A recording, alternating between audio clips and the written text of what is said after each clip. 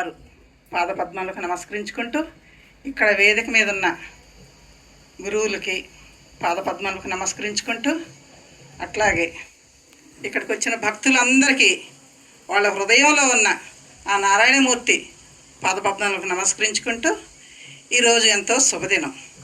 ఎందుకంటే పౌర్ణమి.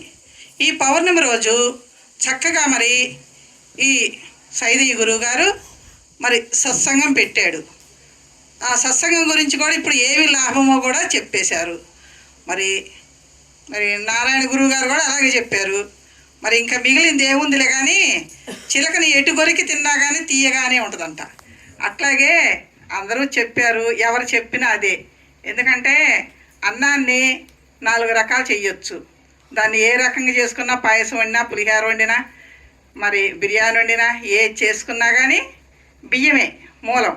కాబట్టి ఎవరు చెప్పినా మంచి మాటలు చెప్పటం వింటము, ఆ విన్నదాన్ని ఆచరణలో పెట్టుకోవటం అదే కావాలి. కానీ వాళ్ళు ఎక్కువ చెప్పారు, మనం తక్కువ చెప్పాము ఏమి లేదు.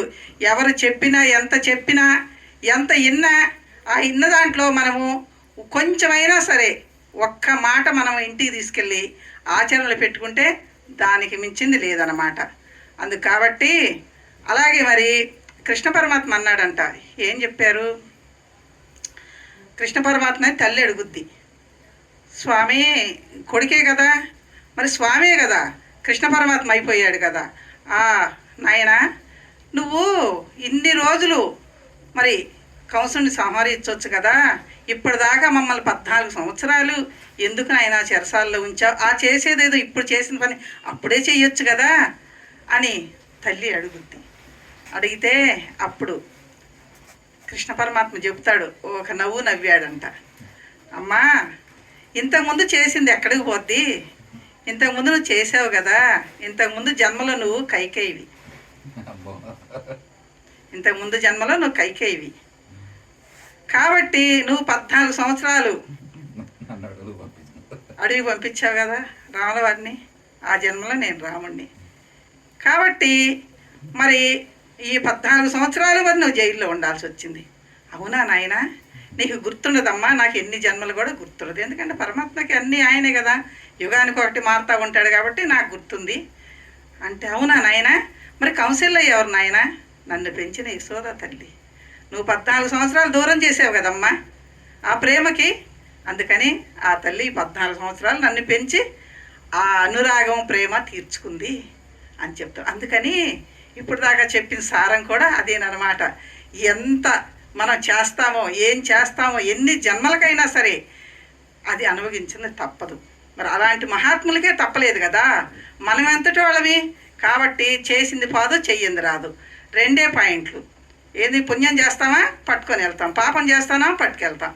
ఈ 2 తీసుకెళ్తాం. కానీ ఇక్కడ ధనం కానీ ఇవి మాత్రం చుట్టాలు, పక్కాలు, బిడ్డలు వీళ్ళు ఎవరు కూడా మన వెంట రారు. కానీ అహంకారం ఒక్కటి మనం తీసేసుకుంటే చాలు. ఎందుకంటే నేను గొప్ప, నేను బాగా చెప్పగలను, నేను బాగా ధనవంతుల్ని, ఇది ఒక్కటి, ఈ అహంకారాన్ని ఒక్కటి పక్కన పెట్టేస్తే మనందరం ఒకటే. కాకపోతే ఇది మానవ జన్మ కాబట్టి వస్తూ ఉంటుంది, కొంచెం లేస్తాయి. కామ, క్రోధ, లోభ, మోహ, మదమత్సరాలు ఏంటి అంటే అవి మనలో ఉన్నాయి కాబట్టి ఆ పనిముట్లు లాంటివి అనమాట. అవి అప్పుడప్పుడు చెలరేగుతూ ఉంటాయి. వాటిని అనగొట్టడానికే ఈ సత్సంగాలు. ఎందుకంటే అప్పుడప్పుడు మనకు మెలకు చేయటమేనమాట. ఈ వినంగానే కొన్ని రోజులు పనిచేస్తుంది. మన చేనికి మందేస్తే ఏం చేస్తుంది? కొన్ని రోజులు పనిచేస్తుంది. ఒక ట్యాబ్లెట్ మనం వేసుకుంటే ఏం చేస్తుంది? ఆ రోజంతా పనిచేస్తుంది. అలాగే మనకి ఈ పని చేయడానికి ఒక 1 నెల రోజులు ఇప్పుడు ఈ స్వామి పెట్టాడు అనుకో, ఇప్పుడు ఈ 1 నెల రోజులు కూడా మనకు కాస్త అప్పుడప్పుడు ఏం చేస్తుందో గుర్తొస్తుంది, మళ్ళీ మరుపు వస్తుంది మనకి. ఆ మరుపు రాకుండా ఉండడానికి మళ్ళీ ఈ కార్యక్రమాలు పెట్టడం, వినటం, చేయటం, చెప్పటం ఇది ఇంతేనమాట. కాకపోతే మరి ధర్మరాజు మహానుభావుడే కదా. ధర్మరాజు అంతటి వాడికి ఏమొచ్చిందంటే కొంచెం ఒక్కరవ వడ్ల ముళ్ళంత వచ్చిందని, నేను బాగా దాన ధర్మాలు చేస్తున్నానే అని వస్తే అప్పుడు కృష్ణ పరమాత్మకి వెంటనే అర్థమైంది ఎవరికి ఏ ముళ్ళు పెరిగిందా, ఆ ముళ్ళు ఎలా తీయాలా అనేది ఆయనకి తెలుసు కదా, మనకేం తెలుస్తుంది. అప్పుడు ఆయన సరే అట్లా వెళ్ళొద్దాంరా ధర్మరాజు, ఇద్దరు బావా అట్లా వెళ్ళి విహారంగా వెళ్ళొద్దాం అన్నాడంట. సరే పోదాం బావ అని ఇద్దరు బావమర్దులే కదా వెళ్ళారు.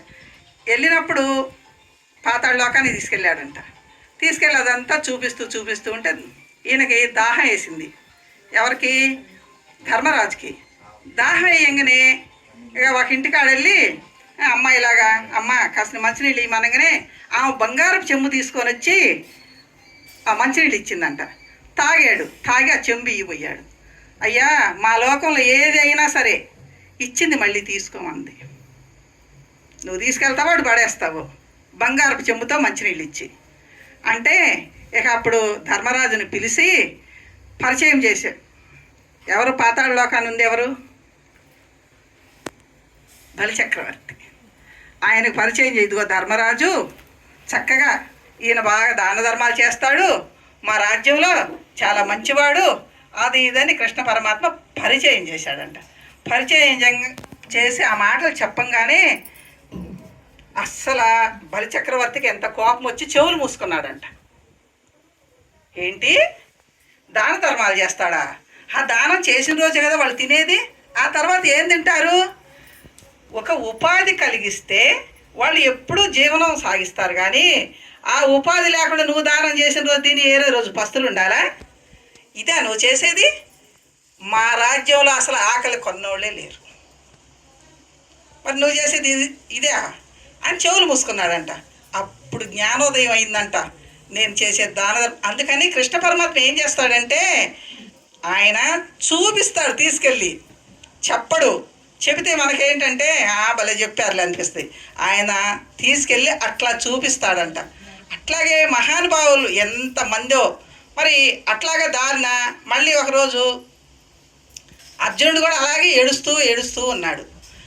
కొడుకు చనిపోయినప్పుడు ఏడుస్తూ ఉంటే సరే అట్లా వెళ్దాంరా అని కాసేపు అట్లా విహారానికి తీసుకెళ్తారు. తీసుకెళ్ళినప్పుడు ఇద్దరు కలిసి వెళ్తూ ఉన్నారు.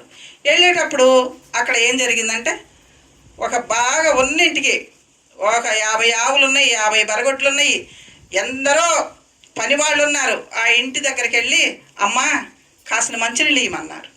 నడిచి వెళ్తున్నారు కదా, అది చూసుకున్న దాహం వేస్తుంది కదా, కాసిన మంచినీళ్ళు ఇవ్వమంటే వాళ్ళు ఏం చేశారంటే మా దగ్గర లేవు, అటు పోయినా పని తోట ఉన్నా వాళ్ళంతా పనుల మీద బాగా బిజీగా ఉన్నారు. మంచినీళ్ళు ఇచ్చే ఇది కూడా వాళ్ళకి ఇంకా టైం లేదు.